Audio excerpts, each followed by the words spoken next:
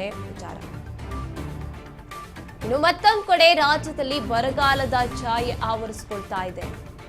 ಕೃಷಿ ವಲಯದ ಸಮಸ್ಯೆಯನ್ನ ನೋಡ್ಕೊಳ್ಳೋ ಸಚಿವರೇ ಇಲ್ವಾ ಹಾಗಿದ್ರೆ? ಇದರಿಂದ ವಿಪಕ್ಷಗಳು ಸರ್ಕಾರದ ಮೇಲೆ ಗದಾಪ್ರಹಾರವನ್ನ ಮಾಡ್ತಾ ಇರುವಂತದ್ದು. ಜೆಡಿಎಸ್ ಬಿಜೆಪಿಯಿಂದ ಬರಗಾಲ ವೀಕ್ಷಣೆಗೆ ತಂಡವನ್ನ ಕೂಡ ರಚನೆ ಮಾಡ್ಕೊಂಡಿದ್ದಾರೆ. ಇನ್ನು ಮೈತ್ರಿ ಪಕ್ಷಗಳ ಟೀಕೆಗೆ ಸಿಎಂ ಡಿಕೆಶಿ ಉತ್ತರ ನೀಡಬೇಕಾಗುತ್ತೆ. ಮತ್ತೊಂದು ಕಡೆ ರಾಜ್ಯದಲ್ಲಿ ಬರಗಾಲದ ಛಾಯೆ ಆವರಿಸಿಕೊಂಡಿರುವಂತದ್ದು. ಕೃಷಿ ವಲಯದ ಸಮಸ್ಯೆ ನೋಡ್ಕೊಳ್ಳೋಕೆ ಸಚಿವರೇ ಇಲ್ವಾ ಅಂತ ಟೀಕೆ ಮಾಡ್ತಾ ಇದ್ದಾರೆ. ಹಾಗಾಗಿ ವಿಪಕ್ಷಗಳೇ ತಂಡವನ್ನ ರಚನೆ ಮಾಡ್ಕೊಂಡಿರುವಂತದ್ದು.